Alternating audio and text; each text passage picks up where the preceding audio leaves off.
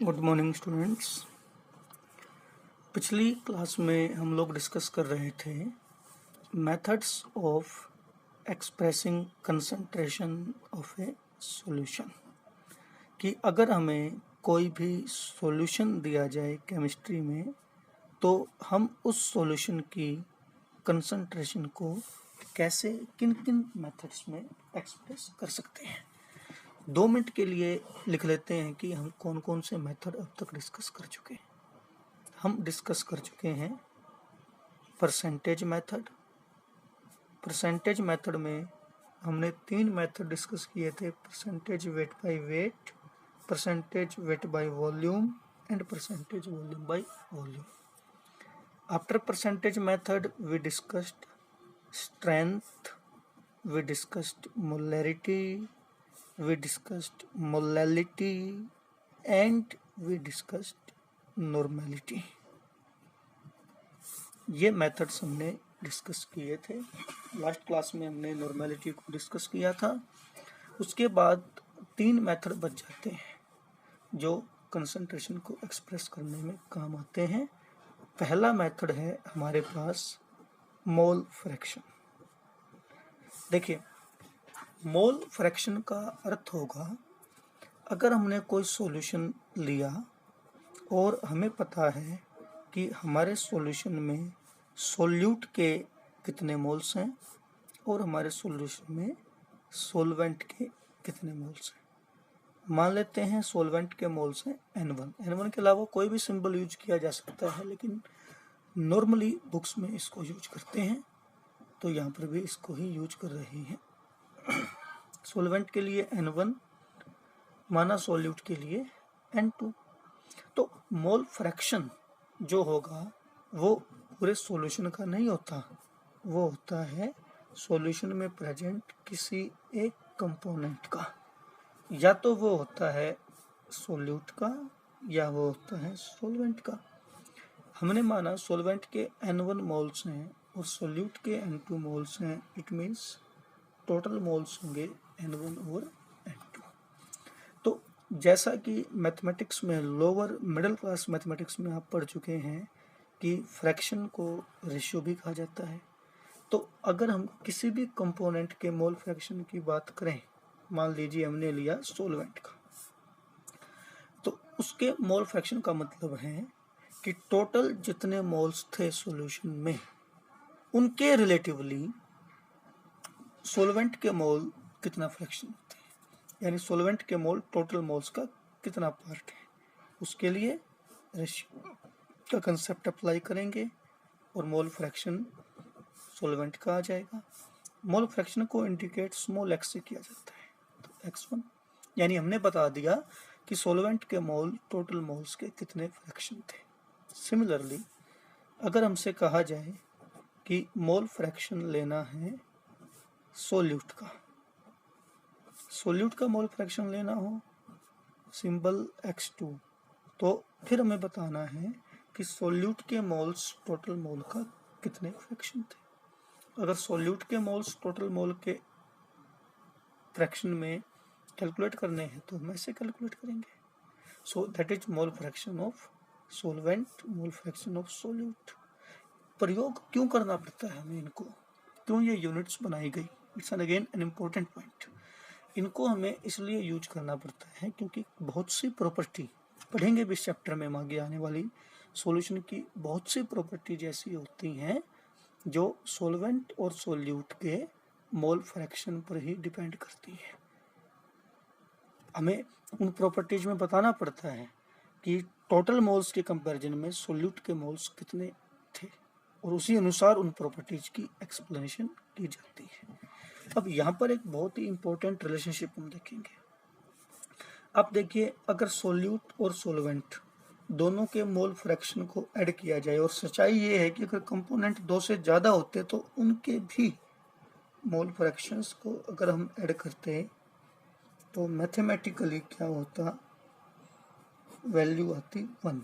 So we can say sum of mole fraction of all the components is equal to 1। और यहाँ से अगर हम सोल्यूट का मोल फ्रैक्शन जानते हैं तो एक में से घटाकर सॉल्वेंट का निकाल सकते हैं, और अगर हम सॉल्वेंट का मोल फ्रैक्शन जानते हैं तो एक में से घटाकर सॉल्यूट का निकाल सकते हैं। और बहुत इंपॉर्टेंट पॉइंट, मोल फ्रैक्शन एक यूनिटलेस क्वांटिटी होती है, इसकी कोई यूनिट नहीं होती, क्योंकि अगर हम ध्यान दें तो यहाँ भी मोल्स हैं और नीचे भी मोल्स हैं, तो कैंसल आउट यूनिट, यहाँ भी मोल्स हैं नीचे भी मोल्स हैं, again unit cancel out. After mole fraction there is one more unit we discuss, that is one more way to express concentration, that is mass fraction।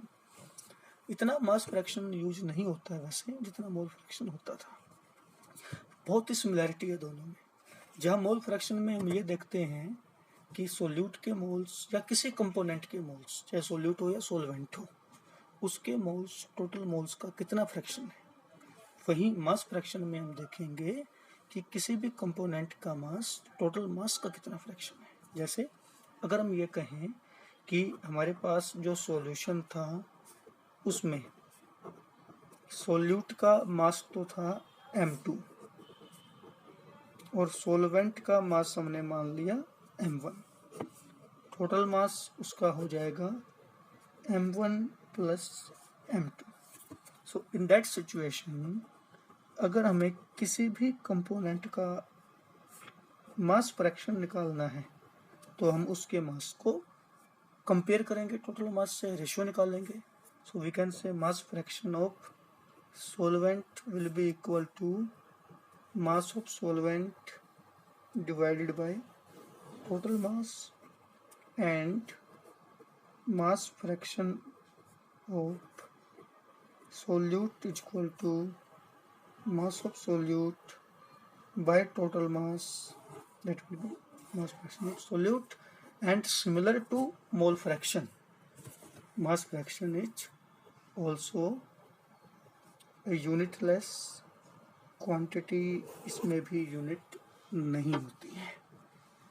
Again mass fraction के लिए अगर हम कहें कि सिंबल है Ma solvent का और Mb solute का, तो सिमिलर टू मोल फ्रैक्शन जितने भी कंपोनेंट हैं उन सभी के मास फ्रैक्शन का सम 1 होता है। और अगर हमें एक कंपोनेंट का मास फ्रैक्शन पता हो तो 1 में से सब्ट्रैक्ट करके दूसरे कंपोनेंट का निकाल सकते हैं। So that's about mass fraction. Now after these two methods, mole fraction and mass fraction, there comes the last method to represent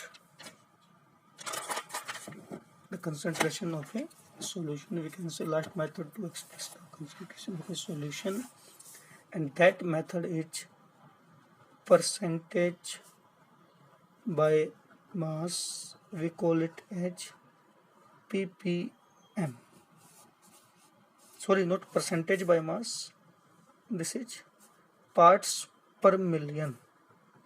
तो इसका कंसेप्ट समझें तो जैसे आपको याद हो, हमने जब परसेंटेज वाला मेथड डिस्कस किया था तो उस टाइम हम ये देखते थे कि टोटल 100 ग्राम सॉल्यूशन में हमारा कंपोनेंट, हमारा सोल्यूट कितना परसेंट है। यानी हम सोल्यूट की अमाउंट 100 ग्राम या 100 ml में देखते थे, मतलब सॉल्यूशन सिर्फ 100 ग्राम या ml लिया जाता था और ये देखते थे कि सोल्यूट कितना है। लेकिन यहाँ इन केस ऑफ ppm हमारा सॉल्यूशन जो होगा वो 100 ना होकर 1 मिलियन 10 लाख होगा।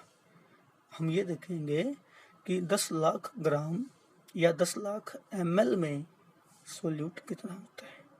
इसलिए ppm की जो फॉर्मूलेशन होगी वो होगी अमाउंट ऑफ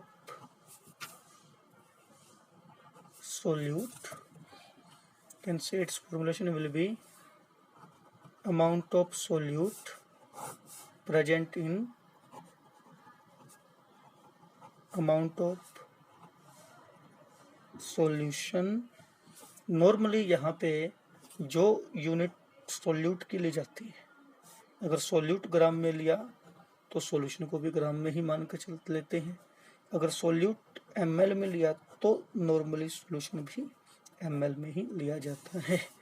लेकिन क्योंकि यहाँ कैलकुलेशन ये की जाती है कि अगर हमारा सॉल्यूशन 10 लाख यूनिट्स में हो तो सॉल्यूट कितना होगा, इसलिए यहाँ मल्टीप्लाई करेंगे 10⁻⁶ से, ताकि 10 लाख में पता चल सके। फॉर एग्जाम्पल, अगर हमें कहें कि एयर में मौजूद कार्बन डाइऑक्साइड गैस की कंसंट्रेशन 5 ppm थी, तो हम कह सकते हैं कि अगर 1 लाख, अगर 10 लाख ml एयर हो तो उसमें CO2 सिर्फ 5 ml होगी। क्वेश्चन ये उठता है कि इतनी छोटी मेजरमेंट्स क्या इफेक्टिव होती हैं, क्या इतनी इफेक्टिव होती हैं कि उनको कैलकुलेट करने के लिए एक मेथड ही बनाना पड़ा। तो हम कहेंगे कि कुछ ऐसी चीज़ें हैं जहाँ पर कुछ ऐसे साइंटिफिक कंसेप्ट्स हैं जहाँ पर इतनी छोटी यूनिट में कैलकुलेशन करनी पड़ती है। जैसे अगर हम CO2 की बात करें या SO2 की बात करें तो हम कह सकते हैं कि जो पोल्यूटेंट गैसेज होती हैं एटमॉस्फेयर में, पोल्यूशन फैलाने वाली जो गैसेज होती हैं एटमॉस्फेयर में, वो एटमॉस्फेयर में मौजूद टोटल एयर की तुलना में पर मिलियन में ही काउंट की जाती हैं और इतनी थोड़ी अमाउंट में ही वो इफेक्टिव होती हैं, हार्मफुल होती हैं। सिमिलरली जो हैवी मेटल इम्प्योरिटी होती हैं, जो कि हमारे फूड स्टफ को, एडिबल फूड स्टफ और ड्रिंक्स, खाए जाने लायक चीज़ें और पीने वाली चीज़ों को इम्प्योर करती हैं, उन्हें जहरीला बना सकती हैं, बहुत ज़्यादा जहरीला बना सकती हैं। जैसे एग्जाम्पल हम ले सकते हैं आर्सेनिक, फ्लोराइड्स। ये अगर वाटर में 5 से 10 ppm अमाउंट में प्रेजेंट हो, यानी 10 लाख ml पानी में सिर्फ 5 ml हो, तो भी इंसान के लिए बहुत हार्मफुल होती हैं, बहुत जल्दी, बहुत क्विक, बहुत ही पेनफुल डेथ पैदा करती हैं। इसलिए इन चीज़ों की कैलकुलेशन करने के लिए जो इतनी माइन्यूट अमाउंट में इफेक्टिव हो, हमें कंसंट्रेशन के इस मेथड को यूज करना पड़ता है। तो आज कंसंट्रेशन के इन 3 मेथड्स के बाद अपनी क्लास को फिनिश करते हैं। कल हम रिलेशनशिप्स करेंगे, जिनके बाद कंसंट्रेशन का काम पूरा हो जाएगा और कल आपको इस टॉपिक पर करने के लिए न्यूमेरिकल्स दिए जाएंगे ताकि आप इनके प्रैक्टिस कर सकें। और मैंने 5-10 दिन पहले भी 11th क्लास की बुक में से न्यूमेरिकल्स दिए थे इस टॉपिक के, 12th की बुक में भी न्यूमेरिकल्स हैं, प्रदीप वाली में भी हैं। तो वहाँ से एग्जाम्पल्स करके और फिर कल न्यूमेरिकल्स करने हैं। प्रॉब्लम आए मुझे बतानी है, we will solve that. Okay, have a nice day.